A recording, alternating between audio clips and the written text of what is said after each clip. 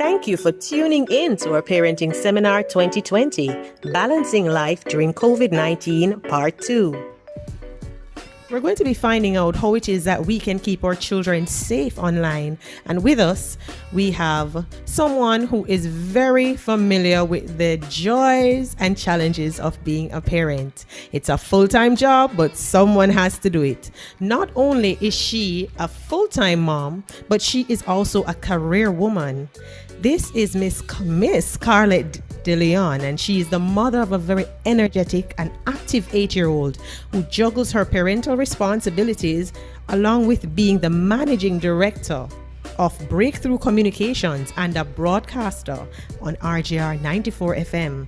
So her average day focuses on shuffling, and being a soccer mom, focusing on shuffling and taking kids to school, to the training practice, and also sitting in on meetings. But she does it very effortlessly, along with being a justice of the peace. How does she do it? And how is it that she ensures that her children can stay safe? What kind of tips does she have? Let's give her a warm welcome to the podium, Miss Scarlett DeLeon.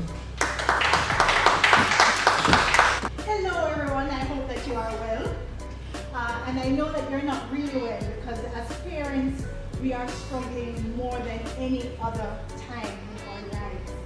Parenting is easily the hardest job on the planet, and it's hard already without a global pandemic to make it that much more difficult. But together, we will learn from each other, and we will find a way to make it through this pandemic, especially since we have to step up our tech game and protect our children online. And I thank the Institute of Jamaica for bringing me here today to share what I know, what I've learned, what I've failed at, and hopefully you can learn from to help protect our children online. So, as it is right now, right this moment, our children are but one click away from disaster. Right? Whether it is they have a dedicated device because they're privileged, or it is that they're sharing your machine or your phone, they're one click away from all sorts of disasters. So things like, especially if they're using your machine, a lot of us parents have to use our work machine or sacrifice our work machine in the daytime so the kids can do the Zoom class and that kind of thing. But when they're using our machine, they don't know what they're doing, or we're not in a position to supervise them properly. They could click on something and all of a sudden there's a virus brought into our machine. This is devastating to us because it could be our livelihood. It could be that we get in trouble at work. It could be that all the baby features on the big band are gone, right? One click away from losing everything. It could be that they're one click away from inappropriate content.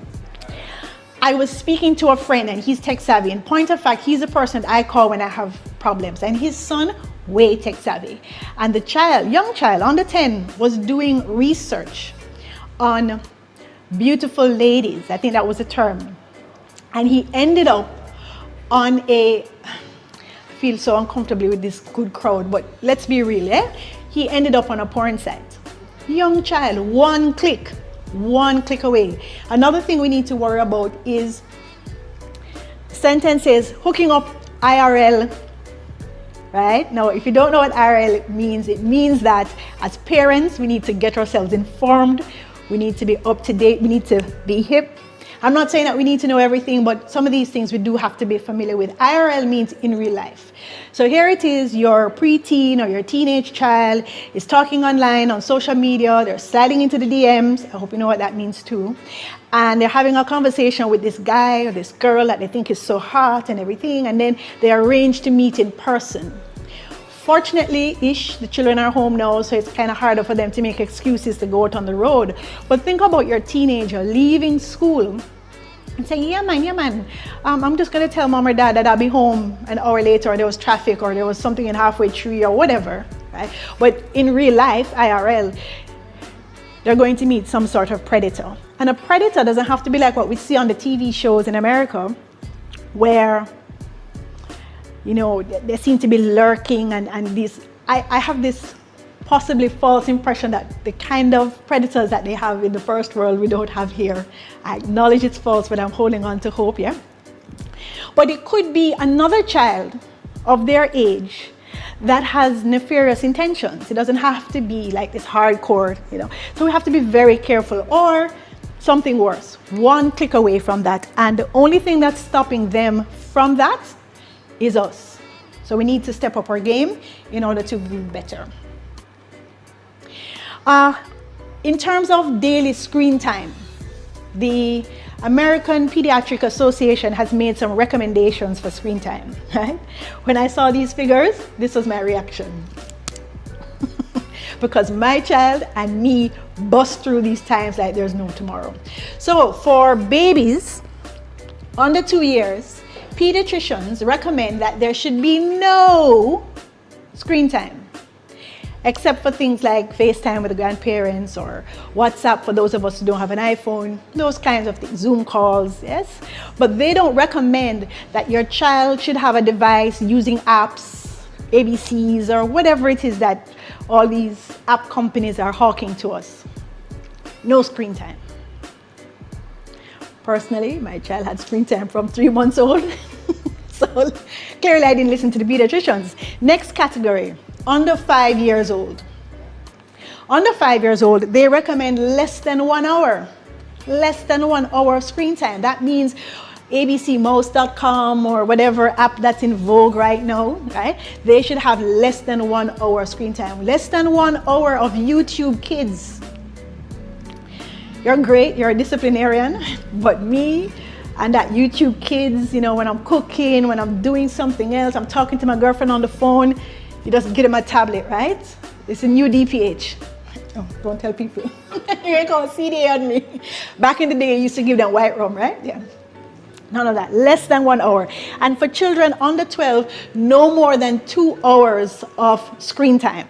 That means 2 hours of YouTube, 2 hours of social media, 2 hours of that kind of a thing, of gaming. Can you imagine? These times were difficult before the pandemic. They're even harder now, especially since we are basically mandated to give our children more screen time. We are mandated to replace the beautiful windows that they had in their classrooms with tiny blue screens that are going to damage their eyes. And this is how we're saving our lives. Think about that. Then, on the flip side, because it sounds so nice to say, oh, my child has a laptop or my child has a tablet. But the reality of the situation is that most of the children in Jamaica have limited access to screen time. The reality is that most students need screen time in order to stay competitive. They need screen time in order to learn. They need screen time in order to do better, but they just don't have it. They don't have a dedicated device. They don't have a parent that has a dedicated device, or their parent has a device that the screen is broken, or that the OS, the operating system on it, is from 15 years back and barely even works, right? Limited screen time is also a problem. So we find ourselves in this pandemic situation where we have to give them more and we have to give them less. All our presenters today spoke about balance. Oh my gosh, I don't know how we're going to do it, but we're going to find a way to do it. Children are using the screens now more than ever. They're using the screen to browse and research. For example, and please don't tell him I said this because he really hates it when I talk about him, but my son likes track. So all of a sudden he's into YouTube videos that are about track. He's researching his passion. He used to be into space and technology. He researched his passion. He did things that he browsed the internet to find out more information about what he knew. Now, when we were younger, okay, some of us, not all of us in this room, we had to get up and go to the library and read the encyclopedia. Or if you were rich enough, some of us had an encyclopedia at home. Or in my case, my mother swore that she sacrificed everything to buy me an encyclopedia by paying $20 a week at the time. Yes, I'm not young. Right? Children are using screen time for entertainment. Whether it is, correct me as to the right terminology, let's call it drone time, this lean back time, where you're just watching a video with no active participation, or you're playing a video game with active participation, or you're playing a big thing that's happening, you know, kids are playing cards and Kaluki and all of these things via Zoom and such, right? So whatever your entertainment may be, Kids are using it for entertainment, and they need it because they can't go to school, they can't hang out with their friends, the mother is busy, the father is not there, or whatever as the case may be, because he's working. This is how they entertain themselves. Unfortunately, children are entertaining themselves indoors more than ever. Who's the youngest person in this room? Okay, yes. You used to pull box, what they call it, box truck? You did? You're not that young then, are you? But a lot of modern day children don't have that privilege, you see? We thought, oh, because we couldn't have nice toys, but it is a privilege to be able to have that kind of interaction. We're replacing that with screens. Children are socializing online. We spoke about people having difficulty getting in contact with their friends and such, especially if they're going to a new school. But those who have contacts from before, they're on Facebook, kids. They're on Instagram, they're on Snapchat, they're on TikTok. The rest of us, we're on Facebook. Right? They're socializing. And of course, more than everything else, they are doing school. Whether it is that they are this big, 2 years old, or they're this big, just finished CSEC, every child along the spectrum is using a screen in order to get their education in some way, shape, or form. So we have a lot more screen time. Children are particularly challenged when it comes to using online devices because, especially the younger they are, they lack critical thinking skills. And now, as teachers, you know that there's this big push to make sure that our children have critical thinking, and it's a good thing. It's making my life harder because, boy, those questions are hard, but it is a good and right thing to make sure that your children have critical thinking skills. Think of it. A 4-year-old doesn't know that they're not supposed to click on the blue link. Right? An 8-year-old may not know that if they put in a particular search term, it's going to take them down this rabbit hole that they should be in. They just don't have that critical thinking skill. Another challenge that they face, of course, is experience and context. Now, when they turn 16 and 17, they may have a little experience. They know that this can happen if that. But as younger children especially, they don't even understand computers. I know that they're smart and they pick up a lot of things, but they're picking it up anecdotally, as opposed to us teaching them, as opposed to us training them, as opposed to us guiding them. And this puts them at a disadvantage. And no matter how many times your parents tell you, say, enough of the something, until you do it and you get beaten, or you do it and you get hurt, or you do it and your friends laugh at you, you may not learn your lesson. So experience is very important. And finally, appreciation of consequences. If it is that they understood exactly what would happen if they did this, they would be more inclined not to. But they don't even understand what it means that you're going to lose all your data on your hard drive if they click on this link. They don't understand that it can hurt them psychologically if they click on a link with nefarious content or that kind of thing. So appreciation of consequences is very important. So we have to do a couple of things. As parents, as guardians, as caregivers, as pastors, as uncles, as aunts and grandparents, it takes a village to raise a child, and we must engage, we must act, and of course, we must watch. We have to watch very carefully. Now, everything that I need to say about watch was very well covered, right? Because you need to look at behaviors especially, because those will give you clues as to how children are doing. So, let us talk about engagement. A friend of my son's mother was teasing me, and she said, "Oh, you know everything. You're good at this stuff." I'm not saying that you need to be an IT expert, right? You don't need to pass the A+ exam or anything like that. I just want, as parents, as caregivers, that we be more informed. And talking to other people is great. Chatting with Rev earlier, I learned things. I learned that, oh, this is what he's heard about and he's told me, and by sharing, I know no more, right? I'm not saying you need to know every trick, every setting, but you need to stay informed. And to do that, certainly you want to go online, but also you want to talk to parents, you want to talk to teachers, and most importantly, do you know who you want to talk to? Your child. make sure you speak with your children. Make sure you know what they're doing, what they're thinking, what their mindset is. Oops. I want you to have conversations with your children. You will agree, right, that having a one-on-one conversation is really one of the best ways to get information. And it doesn't have to be the talk. It could be you're washing the dishes and, oh, by the way, honey, da da da da da. It could be on your way to school. You're walking to the school bus, and you're like, oh, let's have a conversation about this.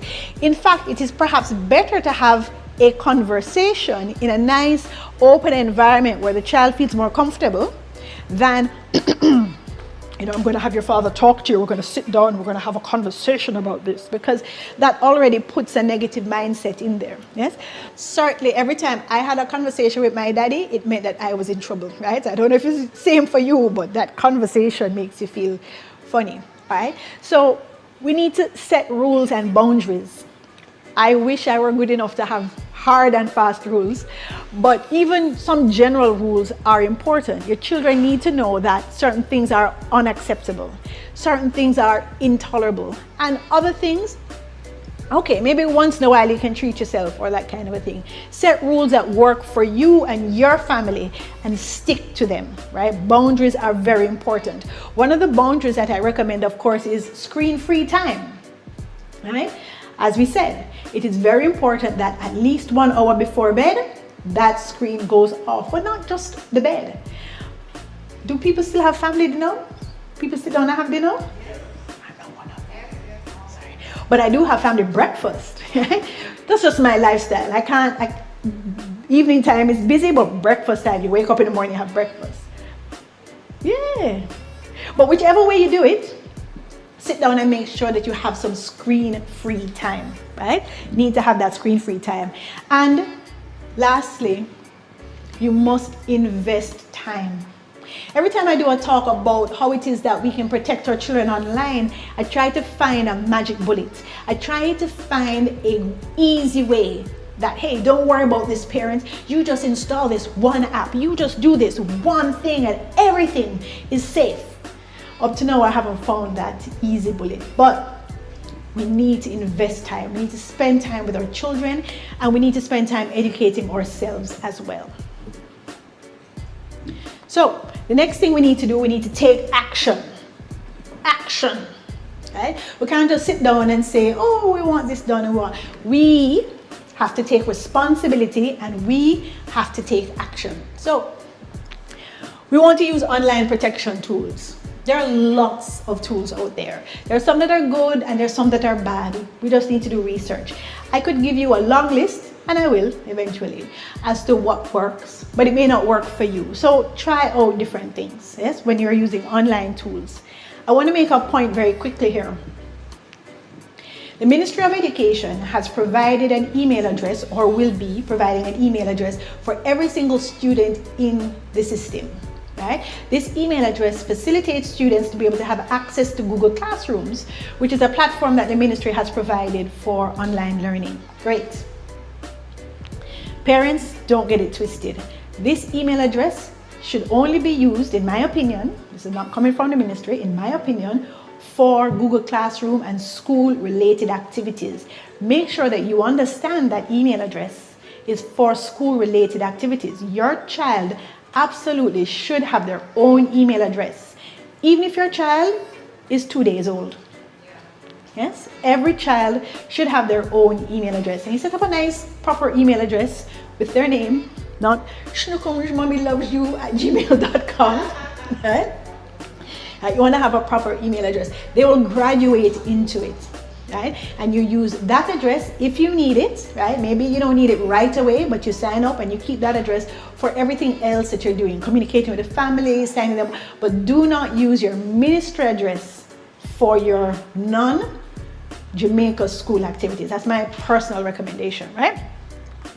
The Google Classroom and others do have online tools, and if you're using Gmail, I'm not saying you have to use Google.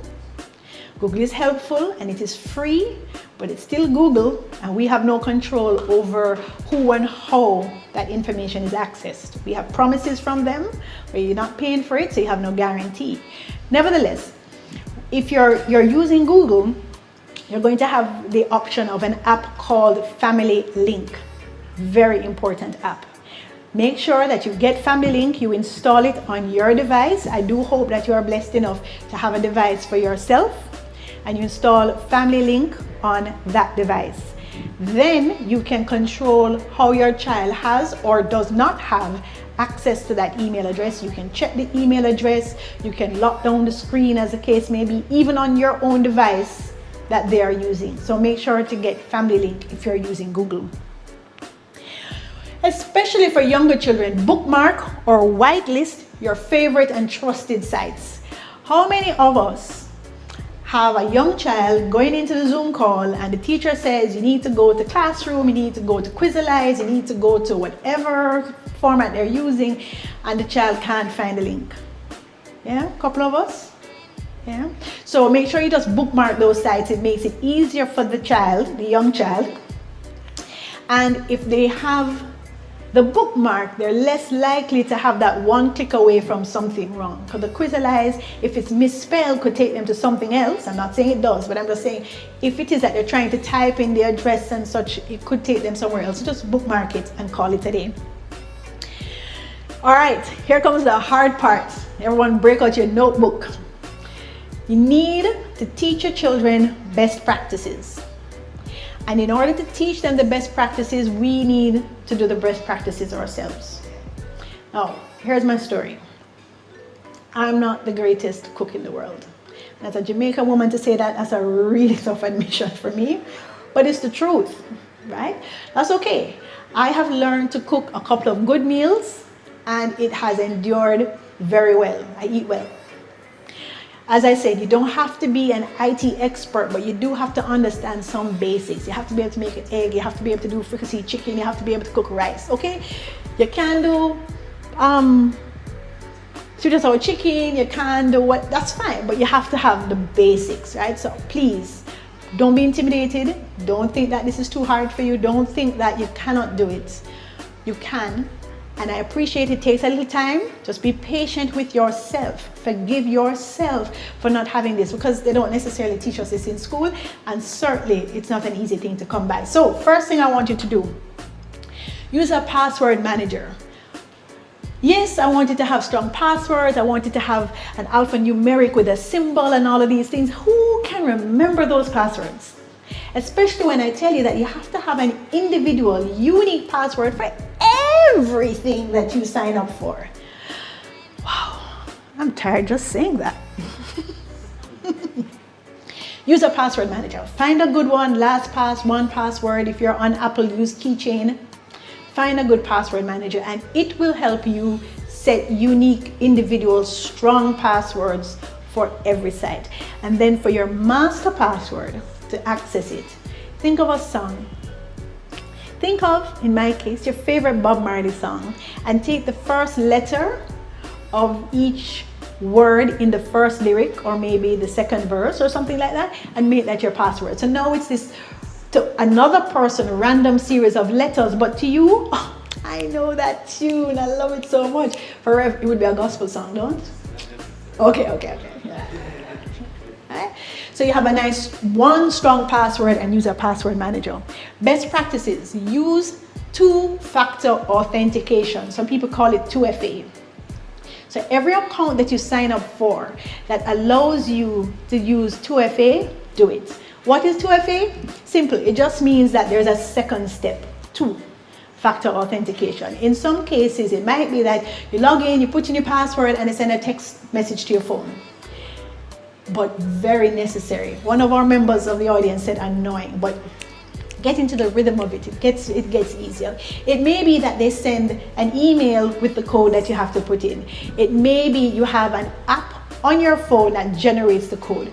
There are all sorts of ways, but trust me, what it does, it means that if I get your password and I want to look into your account, I can't do it unless I have your phone with me, unless I have, I don't know, beaten you up and taken away your phone. Let's hope that never happens to you. You have a way of making sure that you have access to that. Use secure Wi-Fi or data. Now, We spoke about the fact that some of us used to roll up to our neighbor's house, and by roll it might have meant a bicycle and not a car, but roll up to our neighbor's house, sit in the front yard and have Wi-Fi. I'm not going to tell you not to do that. I've done it too. But be very careful about the Wi-Fi that you are accessing. The government of Jamaica has put in through the Universal Service Fund Wi-Fi hotspots in a number of towns across the island, right? Good, reliable Wi-Fi. This is good. Gives people access to the Wi-Fi, but sadly, people who should be arrested by the government of Jamaica have also set up fake Wi-Fi hotspots adjacent to those. And when you pull it up on your phone, especially if you're not paying attention, especially you just come off the bus and you're hot and you're tired and Lord, you just need to check the one email so you can get the thing for the school project before you go home, and you click on the wrong Wi-Fi. And now your data is being sent through somebody else's Wi-Fi. They might be able to steal your information. So be very careful about secure Wi-Fi. You see this big push between the companies and government that they're offering data. There are all sorts of data packages from the two big providers, Digicel and Flow. With data, this is a secure connection between you and your service provider. So it tends to be a little safer than a hotspot in many cases. So consider that as an option when you're using data. And always use a password and PIN for all of your devices. So I'm going to take a quick poll. You online and you in the room. You have a PIN on your phone?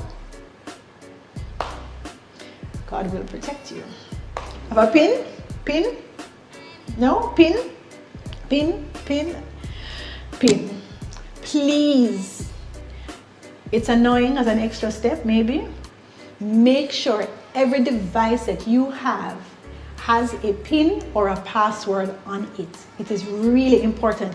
If you lose the device, if you need to recover the device, if somebody else gets access to your device, and know if your children get your device, they can access what you are doing on your phone or your laptop or your tablet.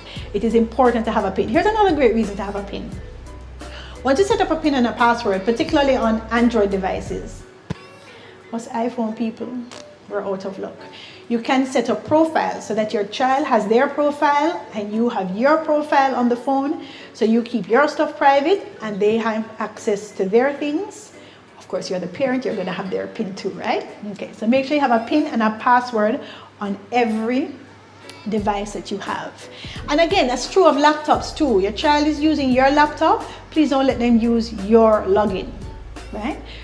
Your laptop should have a login too. Wherever you're protected by God, you have a, yeah, good. And make sure, because what this does too is that you have greater control over the child profile once it is set up as a child profile, whether on the computer or on the phone. So make sure you have that. And I'm going to implore you, report the information. All of us benefit when we report information about phishing, about bad activity, things of that nature. So you're on WhatsApp and you get something that you find distasteful. Some of us will ignore it. We're like, oh, I'm just going to block that person. I'm just going to ignore them and just move along. Report it. It is important that you report it because you may have blocked it and moved along. But think about the next person who may get that information. We are all in this world together. All of us together. Report it so that we can get that horrible person or account gone. And as I said, this was perfectly covered earlier. We need to watch. Observation is one of the greatest things that we can do. We need to pay attention to what's happening in this world. Young people say being woke. Okay, fine, woke, whatever you want to call it. We need to pay attention to our children. We need to make sure that we can observe behavioral changes. Is your child happy all the time and playing with friends and good? And then all of a sudden, stop talking to Peter. Why did he stop talking to Peter? Is it that, you're a single mother and Johnny around the corner is really helpful to you? So, when you have work or you have to go out and you ask Johnny around the corner to watch your son for you, and you think everything is okay, and the first couple of weeks your son is happy and good, and then all of a sudden you start to give you attitude, you don't want to go around by Johnny and trying to find excuses and stuff. These are indicators that we should never ignore. We have to listen to our children. This attitude that I am right, I'm a parent, I know the best, I know everything, I'm right and you're wrong. Our children know more than we think. Listen to our children. And obviously they're not always going to come and say, dear mommy, dear daddy. On Tuesday of last week, we have to look for the signs, for the clues, right? We need to listen out, particularly with the teens now. We need to look out for strange phone calls and messages. Teens need and deserve privacy. True? But that doesn't mean that my teenage girl, which I don't have one, that doesn't mean that my teenage girl can be we're in the bus together or in the car together and the phone ring and she giggle and try to hide it from me. No. I'm not saying I need to listen in on every bit of your conversation, but I need to know, are you talking to Janet or are you talking to Jack? I noticed I talked to Jack 3 times today for 2 hours at a time. Right? We need to be aware, and not just the phone calls, because young people, they don't actually know how to use a phone. We need to watch out for the messages as well, and this is harder because when you're on the phone call and you force the child, you force the child to have a conversation in the living room and not in their bedroom or outside in the yard. You force them to have a conversation in the house, so you're not listening in, but you can hear. Okay? It's a little bit easier, but when it comes to the messages, you have to see. You have to take their device from them and see what message it is that they're getting or sending, right? And we have to be very careful, right? This is where WhatsApp web comes in if we want to be able to monitor the messages. And children are humans and they have rights, but they need to be supervised. There is a great quote from a Republican president: trust, but verify, right? Until it is that you're solidly sure that they're out of your house and living on their own, and maybe even then you want to trust, but verify what it is that they're doing. Make sure to watch out for suspicious links and phishing. When you're checking your child's email, when you're checking your own email, you want to make sure that you don't see phishing links. And please, right now, the ones that I see most prominent, Amazon has been sending out emails to people to say, oh, we're going to deactivate your account. You have a Netflix account, you got an email recently that said, hey, we need you to change your payment information on Netflix. But wait, that's not my account number. How come it coming from Nigeria? Yeah, exactly, and not to mention the Nigerian prince. And people still fall for that one. To provide context, the scam is a Nigerian prince has lots of money, but obviously he can't get it and he wants to deposit it into your account. Just send him some money and then.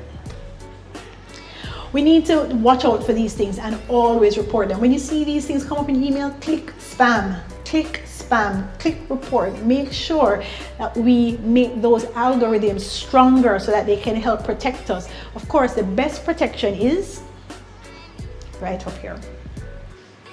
And then, of course, monitor their devices and their online behavior.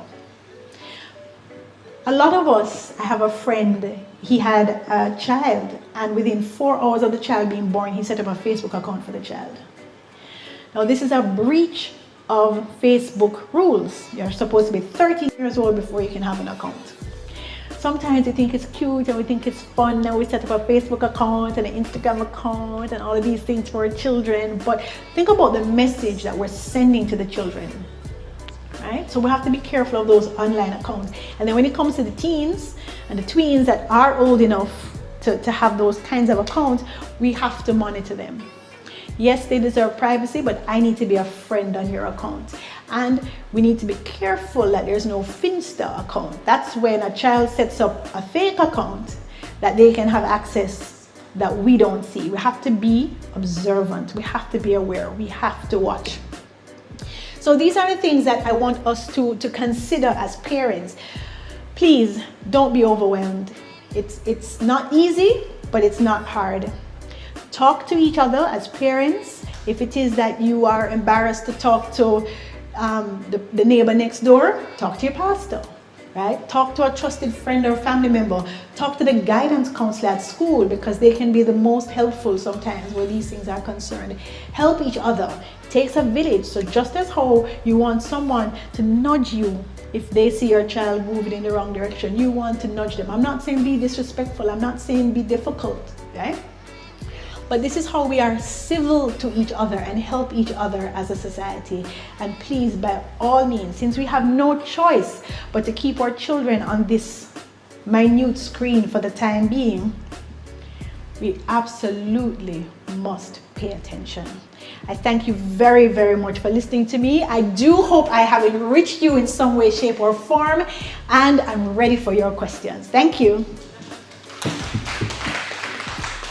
Thank you very much for that engaging discussion. Very animated, very in-depth, right? And I just want to add just a few things based on what you had said. With a computer screen, you know, teens are very secretive, for real. I have a 17-year-old niece, and she started a hiding up thing. So what has been working for us is putting the computer in the common area, so you can watch them without look like you're watching them.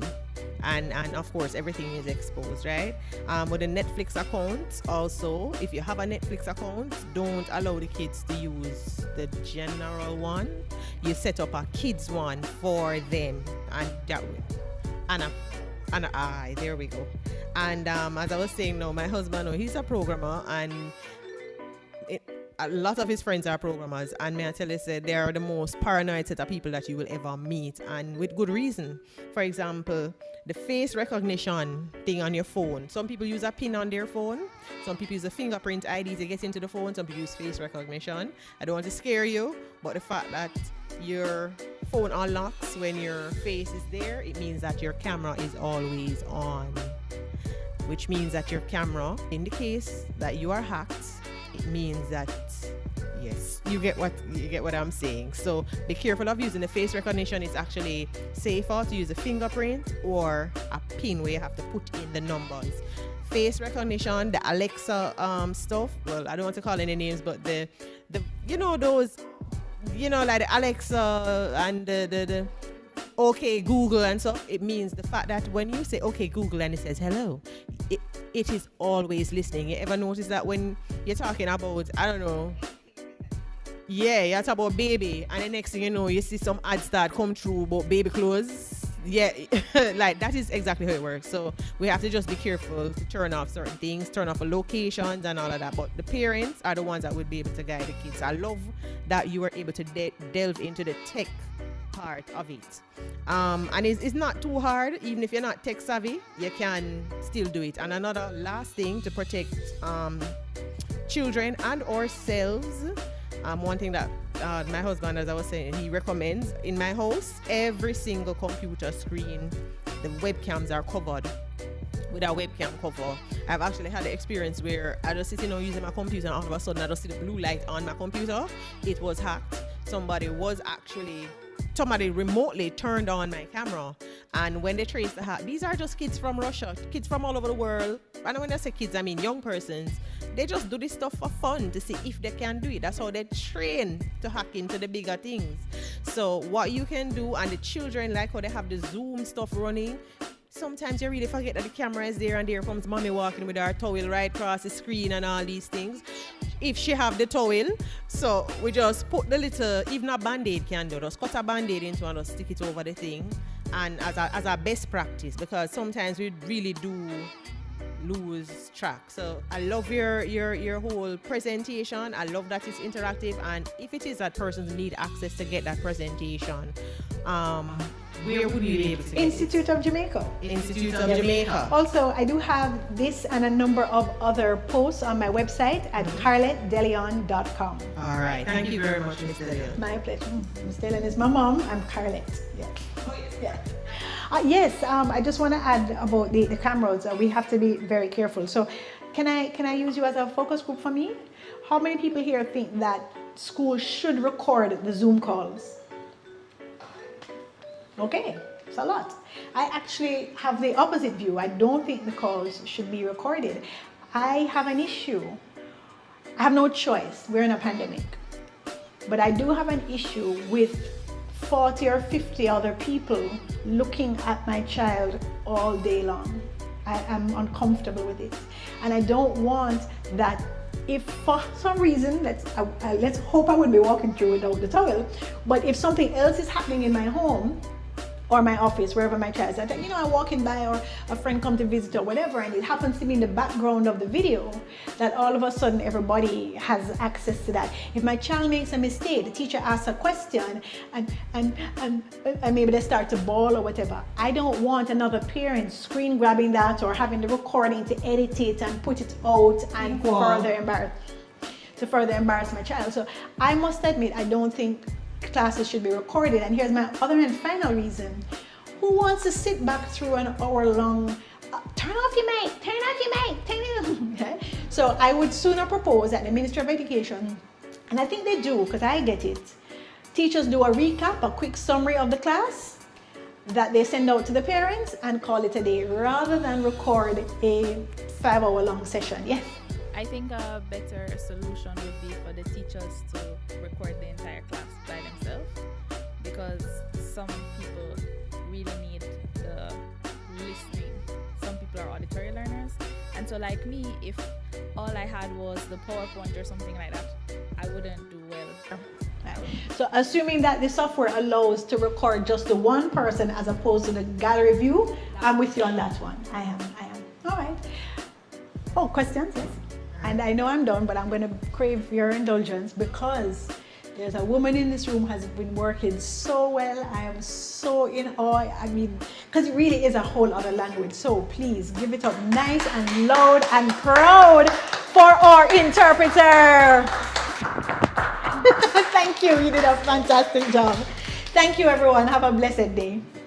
Thank you very, very much to our presenter, Ms. Carlette De Leon, for that intriguing presentation on how it is that we can keep our children safe during the pandemic, online and offline. Now, we learned a lot so far. We learned about how it is that we can be fiscally responsible during the COVID-19 pandemic with Dr. Williams. Then we learned about the psychological effects of adults the psychological effects of COVID on adults and children and how to deal with it with Miss Christina Silvera. And finally, our last presentation, Miss Carlette De Leon. The final presentation of the day is actually from Mrs. Elsa Burton. And let me tell you a little bit about her. Mrs. Burton holds a master's in higher education management, a bachelor's degree in French and English, and a diploma in education from UWI-Mona. She's currently a teacher at Ardennes French, the high school where she has worked for 2 decades. She was also the president of the Jamaica Association of French Teachers from 2000 to 2002 and is currently the PRO for that organization. She loves research and is also a lover of the French language and culture. She's passionate about being a mother, wife, and role model for her children, nieces, nephews, and the students that are placed in her care. She also volunteers with the Kiwanians. Ladies and gentlemen, please welcome to the stage Mrs. Elsa Calliard Burton. Good afternoon, everyone. I am Elsa Calliard Burton, and I'm here to talk to you today about managing modalities and blended learning. Now, if you are like me, you're probably thinking or have been thinking throughout this year that this season of 2020 needs to end and you can't wait for season 2. But when I thought that the first time, I said, you know what? I don't think I want a season 2 of 2020. This is one show that needs to be cancelled totally. Because guess what? 2020 has thrown us so many curveballs that we were not prepared for. It has brought with it continuous disruptions in our lives, in the lives of our children. Many activities that we had been planning for, that they had been planning for, have been disrupted. Activities like PEP exams, CSEC exams, university exams and matriculation, graduations. So many things that they had been looking forward to have been disrupted by 2020 and all that it has brought with it, all the challenges that it has brought with it. In fact, my 12-year-old daughter is starting high school like many other children, maybe your children. And they had been looking forward to this phase of their life so much, and being online is not at all the way they had envisioned it. It has drastically, 2020 has drastically changed the way that we view things, that changed our lives. And many persons are not prepared and are not comfortable with the changes that have been brought in 2020. Now be honest. Since 2020 and your children are learning from home or not learning at school, have you ever thought about telling them to shut off the Wi-Fi and just skip school for the rest of the week? Has any of you thought of it this week? I have. In fact, I've thought about shutting down my own computer and saying Wi-Fi is gone. And I'm the teacher. I've been tired of hearing parents complaining, students complaining, my own children complaining, me complaining, teachers complaining. Okay, I'm tired of the electricity being disrupted. I'm tired of Wi-Fi disruptions. I am simply tired and have been tired of all the problems and frustration associated with this new fashion of learning, with not being competent in using technology and the different modalities that are being used at the moment. So I thought to myself, I can either continue complaining or I can convert. I'm not a big fan of complaining, so I decided to convert. Converting means I made the decision to become competent in the use of these technologies and to become familiar with the different modalities.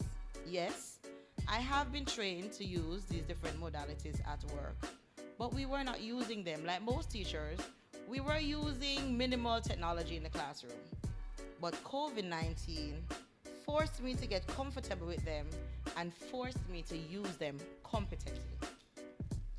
Now, what am I here to talk to you about today? Not to tell you about the frustrations, because we all know them, but to tell you one thing.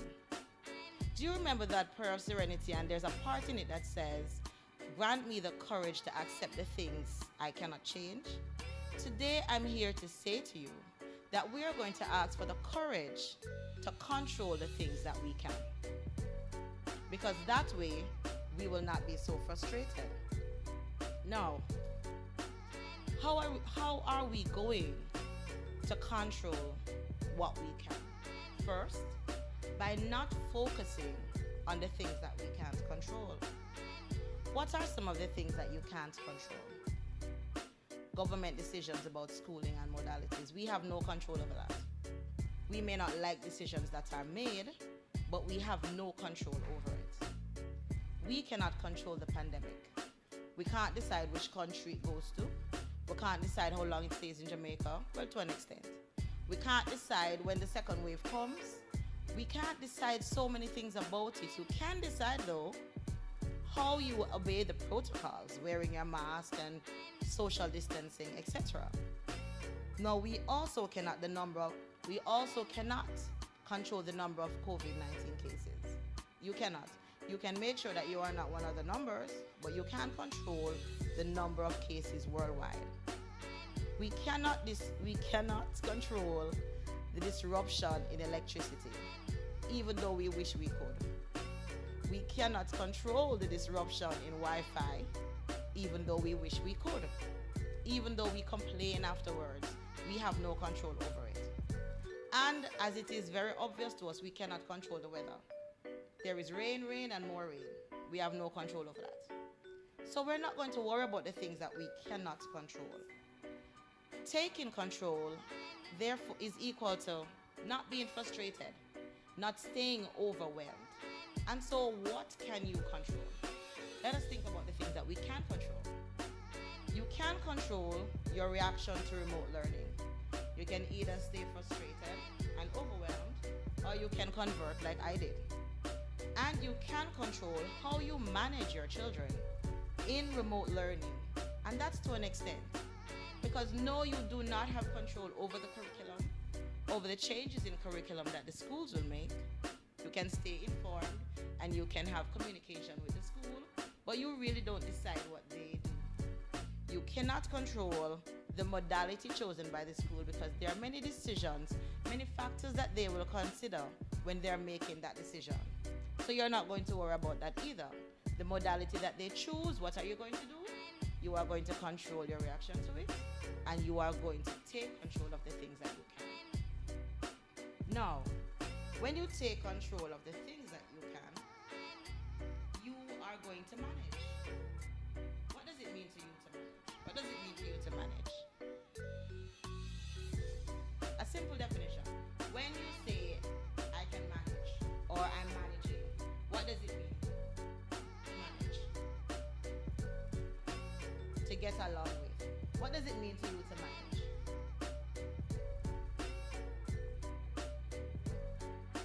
To be able to do what you can.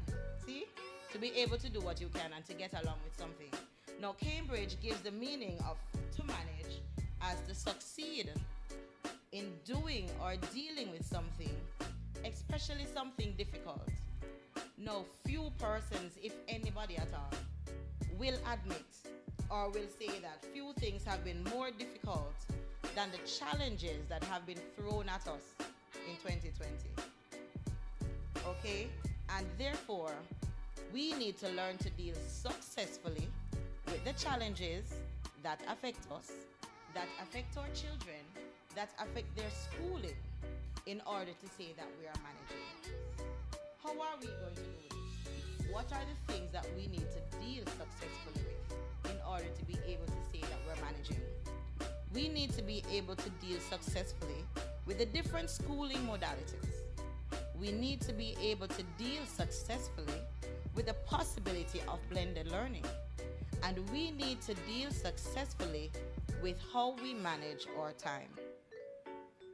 And I'm going to give you a little explanation of the different schooling modalities, a little description of what they are for those who don't know. To be honest, I didn't even know that there were so many schooling modalities before. And I had to go and learn these different ones. So here, now what is a schooling modality? What is a learning modality? It's also called that. It's also called learning delivery modality. And simply put, if your teacher sends work to your phone for your child, that's a form of learning modality. When your children are on Google Classroom, that's a learning modality. If you are one of those parents who go and write the work off the blackboard in the community, that's a learning modality. A learning modality is one or more technologies that are used to deliver instruction to students who are separated from the teacher. So the teacher and the student are not in the classroom, and face-to-face is a learning modality too. But now they're not in the classroom, and there are different ways that the teacher has to stay in touch with the children, has to send work to the child, and then has to get that work back to correct it and give feedback. The method used to communicate between the teacher and the student is the learning modality. Types of schooling modalities, what are they? There's traditional face-to-face, which we all miss and we all were used to. And then there's distance learning. And distance learning includes modular learning, modular distance learning, online distance learning, blended learning, and even homeschooling. Modular distance learning simply means that children use self-learning modules. And self-learning modules mean whether in print or electronic form. So from workbooks, from resource texts, from textbooks, printed material, or the work can be sent to your phone, to your email, and you print it off for the child. Then the child does the work and takes it back to whatever spot is allocated for pickup. Whether it's at the school, wherever it is that you are supposed to take that work to, this is modular distance learning. And then there is online distance learning, which we are more familiar with right now. Zoom, Google Classroom, and different ones. Some of my children were complaining today that they don't like Google Classroom because this one is better and that one is better. They know of some too. So these are the forms of distance learning where the teacher is communicating with the child via the internet. That is online distance learning. And then there is homeschooling, and this is simply education from a home-based environment that is facilitated by a qualified parent, guardian, or tutor. Blended learning. Blended learning is a combination. It is a unified instructional design where there is a combination of face-to-face and distance learning. So it can be face-to-face and online, face-to-face and Google Classroom, face-to-face and Zoom, face-to-face and package pickup, where you're picking up the work from the teacher and then dropping it off. It can be face-to-face and homeschooling. So blended is a combination of these. So if and when blended learning comes in, you'll find that each school and each child is not necessarily having the same format of blended learning, but that there are different formats of blended learning spread across the island. And your child might be doing something different from mine, and mine be doing something different from my neighbors. Okay? Whatever blended format that the school chooses to use, if that happens.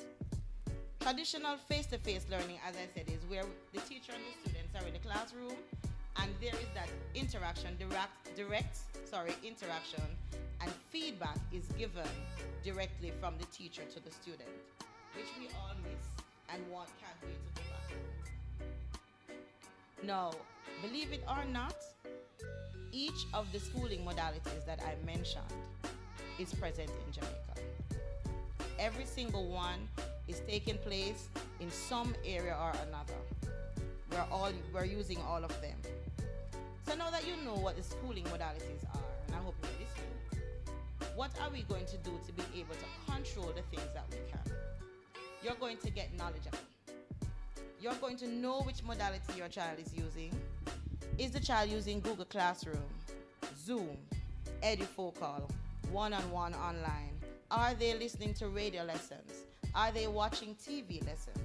Are they writing information off from the community blackboard lessons? Is the lesson being dropped off from somebody on a bike? Okay? Is the lesson being sent on WhatsApp? Is the lesson being emailed? Are you picking up the lesson at school? You must, not should, you must know which one your child is involved in. You have to stay informed. You have to be in communication with the school and know what to do in order to keep your child in contact with whatever is being done with the curriculum so your child does not fall behind. You also need to ask certain questions such as, will I need internet service? Will I have to print material? If it's online, how will I know when the work is assigned? How do I help my child to submit work? How can I contact the teacher privately? Can I contact the teacher privately? Will I know if my child is submitting work that is assigned or not? How do I access the modality that is being used? What do I need to access it? Do I need an email address? If you don't have an email address, you need to get one. If you don't know how to get one, ask someone to help you set it up. How will the teacher communicate with my child in this method? Do I need a device for my child? And which device can be used? Can I use a phone? Can I use a banger? Do I need a smartphone? Can I use a tablet? Or do I need a laptop? These are questions you have to ask in order to get your child connected. There are also certain accessories that you might need if your child is online. Do I need a speaker? Is my computer loud enough? Is the tablet loud enough? Do I need earphones? If you have several children in the house, you will need earphones if you're going to have 2 and 3 classes in the same space. Do you need a webcam? Because the schools now are asking the children to open their cameras so they can be seen in their uniforms. Do I need an SD card for additional storage? If you don't know, ask your child. The children know. And if they don't know, ask someone to help you figure that out. Also, you need to know which quiet space in the house or the yard can my child use to have his or her classes, because you need to find a spot that the child can use. And then you need to set up that spot. Not everybody has a fancy spot. So right now on Google Classroom, you have the option to blur your background. Great. But if you don't have that option on your device, set up a nice spot. Put a nice curtain there, a nice area where you know this is where the child will have class all the time. And so the child can be comfortable opening his or her camera when he or she is required to do so. You need to also learn proper online etiquette, proper distance learning etiquette. We don't want any more issues of persons coming out of the bathroom naked when your child is having class. We need to also not have the shouting when the children open their mics to speak. They are embarrassed by it, I can tell you as a teacher. So we need to remember that our children are at school. We need to not take the children out of school to go wash the dishes. They are home, but they are in school. Now, you also need to think about if there is a pickup or drop off of lessons. Which days should I pick up the lessons and which days should I drop off? At what time of the day will the lessons be written on the blackboard if you are using the lessons that are written on the blackboard? You have to think of all of these things in order to manage, in order to be in control. Also remember, because I think many parents are forgetting this year, your child still needs notebooks, textbooks, pens and pencils to do his or her work. So you have to get stationery. The children still need it. They still need to write notes in their notebook. And why are you doing all of this, as I keep reminding you? We are doing all of this so that we are not overwhelmed. We are doing this so that we can control the things that we can control. Because we're not going to worry about the things that we cannot control. Blended learning, as I discussed before, that it is a mixture of face-to-face and one of the other forms of learning. Now, when it comes to blended learning, if and when it happens, you need to think about some things.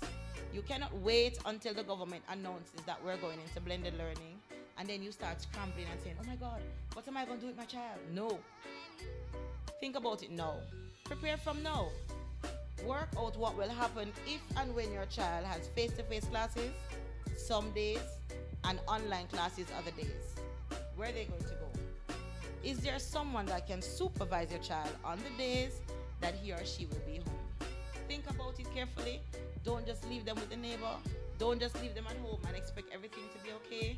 If there is someone, and I know some people don't have anybody, so you're really going to have to think about this, and you also have to talk to the children about it to prepare them mentally for that possibility. What is your workplace's policy on taking your children to work? Can your child come to the office and have online classes there on the days when he or she must be home? Not every workplace will allow this, so you need to find out. And if the child cannot be at the office, and not everybody works in an office, wherever you work, can your child come there? If your child cannot come there, what are you going to do? Find out if your child cannot come to your workplace, can you work from home? Again, not everybody can do this, but find out if you can be allowed to do this so that you can supervise your child. How will your child be transported to and from school?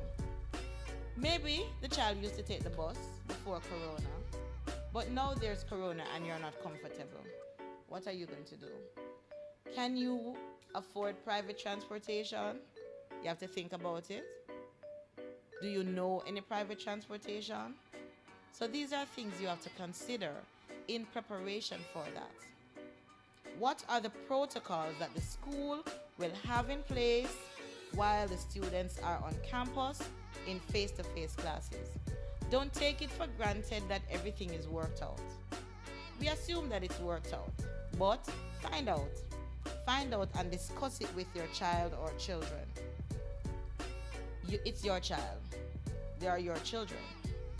Now you can stay, as I said, overwhelmed and frustrated, get mad at them because we're all going through stress. And sometimes, be honest, we take it out on the children. Not on purpose, but it happens. And that happens when we are not managing. But seeing that we are not going to be that parent who's not managing, We are going to be in control of the things that we can. We are going to get knowledgeable, and we are going to stay informed. So, what do I want you to do? Take control. How? I want you to remember that technology is there to support learning, and it's not just for the children to have a new toy. It is not a bad thing. Help your children to be mindful of their digital footprints. Why do I say this? Because being online means that they have access to so many resources and sites. And I want you to remind them that they ought to be careful of what they post, how they post, what they search for. Be mindful too of their devices. When blended learning, if and when blended learning starts, help them to remember to put on a password and maybe even have more than one ways to access their device. When my daughter was setting up for school, she had to, even though she's at home, she had to put a password on her device before she could have installed certain things from the school. Now, this is getting her prepared for when she's at school, that she has to close her device and protect her information and protect her device too. So tell them that there are more than one ways to open their device. Well, they know, believe you me, they know. They know about the fingerprints, and then there's PIN and there's password, and some devices will scan your eyes. So help them. Tell them that they need to protect their device. Stay in touch with your child's teacher and school as much as you can. Now, if you can't send them a private message, that's okay. Send them an email. The school possibly has an email that you can send them, that you can contact the teacher through. Use it. Stay informed, because being informed allows you to be in control. Set rules and limits with the use of technology and online resources. Help them to balance the time that they spend online and with the textbooks and workbooks. Yes, information is still in the workbook. Information is still in the textbook. No, they do not need to Google everything. They can Google some things, but you spend $5,000 on that workbook, make sure they use it. You spend $4,000, $3,000, $1,000 something on that textbook, make sure that the children use it. Talk to the teacher if necessary to find out if the work that is being given is in the book, so that you can maximize the use of that book that you bought. Again, I'm going to implore you to get knowledgeable. Knowledge really is power. Seek help for the things that you don't know. If you have to pay to get the knowledge, pay it. So if you don't know Google Classroom and Zoom, and there is somewhere that is teaching you, pay for it. If you don't know how to do certain things online, how to make a PowerPoint, how to help your child to use these different online apps and different resources, get someone to show you. And if there's nobody who will show you for free, pay for it. It's going to benefit you in the long run, and it's going to benefit your child or children. Stay informed. I'm repeating these things because they're so important. Knowing what to do and how to do it will make you feel much less frustrated and much less overwhelmed. Understand that the skills that your children are learning will be beneficial to them in the future, so help them to learn these online skills well. The world will never be the same again, so we all have to be prepared to manage this new online blended lifestyle. Be kind. If you have a device that you are not using and you can lend it or give it to another child, give it. If you can allow a neighbor's child or a child in the community to access your Wi-Fi, do it. Let us control the things that we can. We can control helping somebody if we can. Every child can learn, and we can help. You can do it, and I can do it. Thank you. Thank you very much, Mrs. Calliard-Burton, for that intriguing presentation all about online learning and how it is that we can manage and monitor our special needs students and cater to them in the way that they deserve. So we really, really appreciate you being here. Thank you very much for that presentation. Thank you for tuning in to our Parenting Seminar 2020, Balancing Life During COVID-19, Part 2. Join us again on all our social media platforms for the Institute of Jamaica on YouTube and Facebook. Please subscribe, share, and hit that notification bell for more great content. I'm your hostess, Georgette Francis. See you again next time. Walk good.